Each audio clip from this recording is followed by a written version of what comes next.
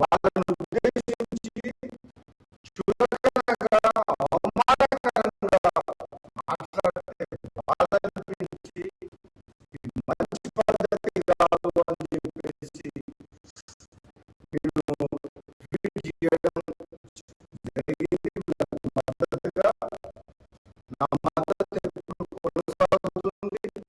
ఇదిలా ఉంటే మంత్రి కోమటిరెడ్డి వెంకటరెడ్డి రియాక్షన్ మాత్రం మరోలా ఉంది. తన తమ్ముడు మునుగోడు ఎమ్మెల్యే రాజగోపాల్ రెడ్డికి కాంగ్రెస్ అధిష్టానం పదవి హామీ ఇచ్చినట్లు తనకు తెలియదని అంటున్నారు. అంతేకాదు, తన సోదరుడికి మంత్రి పదవి ఇప్పించే పరిస్థితిలో తాను లేనని బాంబు పేల్చేశారు. అంతా హైకమాండ్ రాష్ట్ర నాయకత్వం చూసుకుంటుందని అన్నారు. ఈ విషయంలో తానే కాదు, ఎవరు జోక్యం చేసుకోలేమని అన్నారు. ఎందుకు రచ్చ అని సోదరుడికి పరోక్షంగా సందేశం ఇచ్చారు. అయితే రాజగోపాల్ రెడ్డి మాత్రం తన సోదరుడిని మంత్రి పదవి నుంచి పీకేసి అయినా సరే తనకు మంత్రి పదవి ఇవ్వాలని కోరుకుంటున్నట్టుగా రాజకీయం చేస్తున్నారు. దాంతో ఇద్దరు అన్నదమ్ముల మధ్య మంత్రి పదవి పంచాయతీ తారా స్థాయికి చేరిందనే చర్చ జరుగుతోంది. జాతీయ పార్టీలో కొన్ని సిస్టమ్ దాని ప్రకారం పార్టీ అగ్రనాయకత్వం నిర్ణయం తీసుకుంటుంది. సీఎం గారి అభిప్రాయాలు తీసుకుంటారు. ముఖ్యమంత్రిగా సీఎం గారు మంత్రివర్గాన్ని నియమించే అవకాశం జాతీయ పార్టీ కాబట్టి ఇక్కడ వాళ్ళ పర్మిషన్ చేయడం జరుగుతుంది. అందులో మా ప్రమేయం కానీ ఎవరి ప్రమేయం కానీ ఉండదు. అదే ఆ విషయం నాకు తెలియదు. అప్పుడు మాట ఇచ్చిన సంగతి మామూలుగా మాట కదా. నేను ఇప్పుడు వాళ్ళు మాట ఇస్తే సంతోషం, ఇస్తే సంతోషపడతాం. కానీ కేంద్ర అల్టిమేట్ గా హైకమాండ్ సీఎం గారు కూర్చొని నిర్ణయించే అంశాన్ని ఈ నేపథ్యంలో మరోసారి సీఎం రేవంత్ రెడ్డిపై ఎమ్మెల్యే రాజగోపాల్ రెడ్డి విరుచుకుపడ్డారు. సీఎం రేవంత్ రెడ్డి తన భాష మార్చుకోవాలని వార్నింగ్ ఇచ్చారు. తెలంగాణకు ఇంకా 3 ఏళ్లు రేవంతే సీఎంగా ఉంటారన్న రాజగోపాల్ రెడ్డి ప్రతిపక్షాలను తిట్టడం మానేసి ప్రభుత్వం ఏం చేస్తుందో చెప్పాలని ప్రశ్నించారు.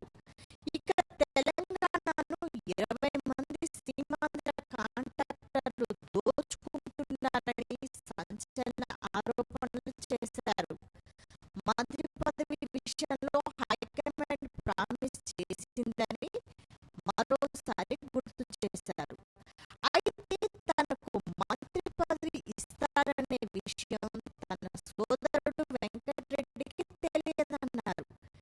ఇక తెలంగాణలో అధికారం కోల్పోయిన ఫ్రస్ట్రేషన్లో బీఆర్ఎస్ ఉందన్న రాజగోపాల్ రెడ్డి అసెంబ్లీకి రాని కేసీఆర్ తన ఎమ్మెల్యే పదవికి రాజీనామా చేయాలని డిమాండ్ చేశారు. మనం కోరుకున్న తెలంగాణ అవినీతి రహిత తెలంగాణ, పేద ప్రజలకు అండగా ఉండే తెలంగాణ రాష్ట్ర ప్రభుత్వమే మనకు కావాలి. అటువంటి పాలకులే మనకు కావాలి. మళ్ళీ మునుపటి ప్రభుత్వం లాగా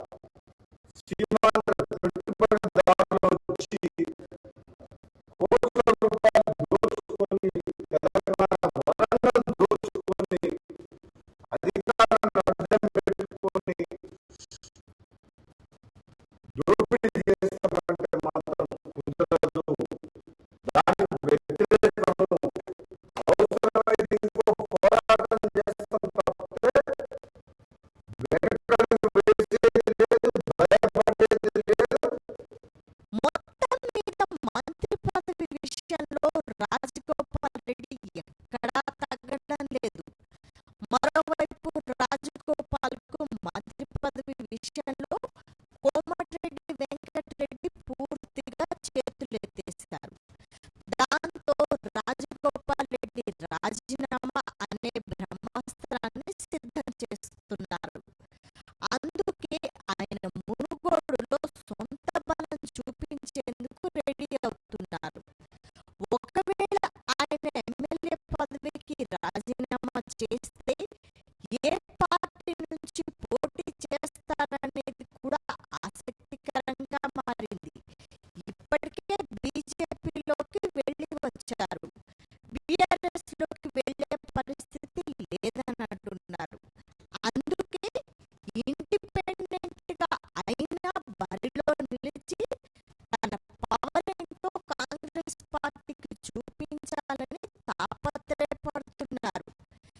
ఏది ఏమైనా రాజగోపాల్ రెడ్డి మాత్రం త్వరలోనే ఓ సంచలన నిర్ణయం తీసుకునే అవకాశం ఉందని మునుగోడులో జోరుగా ప్రచారం సాగుతోంది.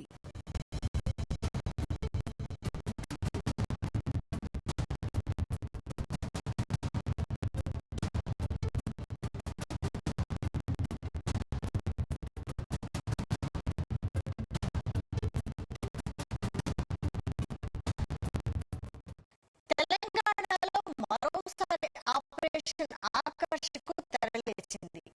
బీఆర్ఎస్ పార్టీలో కీలక లీడర్లు జంపింగ్లకు సిద్ధమవుతున్నారు. అయితే పార్టీ మారాలని అనుకుంటున్న నేతలు అధికార పార్టీలో కాకుండా కాషాయ పార్టీలో ఎందుకు చేరుతున్నారు?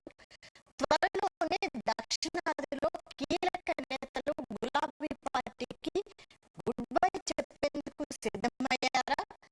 మరి గువ్వలతో పాటు పార్టీ మారేందుకు రెడీ అయిన నేతలెవరు?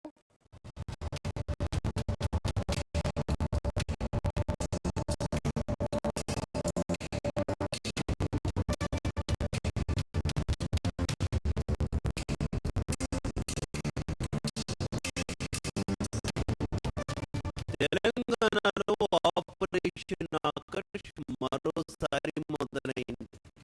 అయితే ఈసారి కాంగ్రెస్ కు బదులుగా ఆపరేషన్ ఆకర్షను బీజేపీ మొదలుపెట్టింది.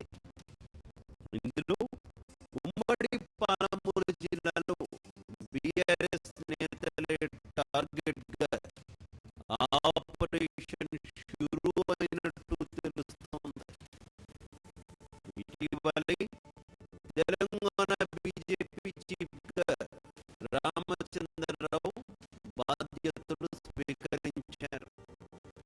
ఆయనకు పార్టీ చీఫ్ పదవి ఇవ్వడాన్ని వ్యతిరేకిస్తూ గోషామహల్ ఎమ్మెల్యే రాజా సింగ్ పార్టీకి గుడ్ బై చెప్పారు.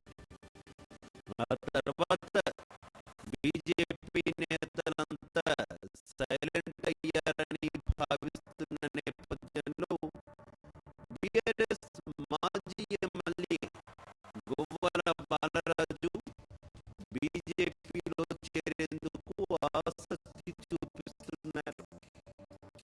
ఆయనతో పాటు మరికొందరు నేతలు కూడా కాషాయ పార్టీలో చేరేందుకు రెడీగా ఉన్నారని ప్రచారం సాగుతోంది.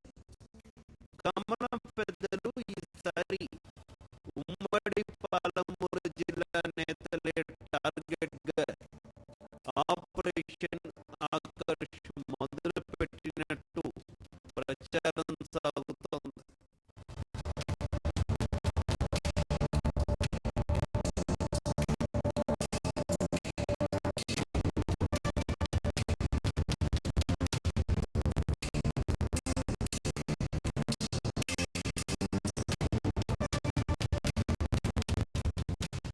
గత అసెంబ్లీ ఎన్నికల్లో ఉమ్మడి పాలమూరు జిల్లాలో బీఆర్ఎస్ పార్టీ అడ్రస్ గల్లంతైంది. జిల్లాలో మొత్తం 14 సీట్లకు గాను బీఆర్ఎస్ పార్టీ కేవలం 2 చోట్ల మాత్రమే విజయం సాధించింది.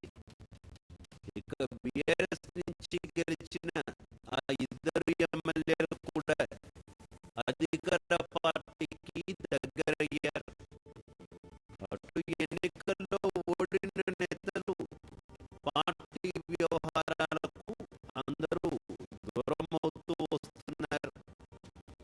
యాక్టివ్గా ఉన్నవారు హైదరాబాద్లోని తన చురుకుదనం చూపిస్తున్నారు, కానీ క్షేత్రస్థాయిలో అసలు పార్టీని పట్టించుకోవడం లేదు. తమ పార్టీకి రాజకీయ భవిష్యత్ ఉందో లేదో వారికి అర్థం కావడం లేదు. అందుకే ప్రత్యామ్నాయాలు చూసుకుందామా అన్న ఆలోచనలో ఉన్నారు. వారి ఆలోచన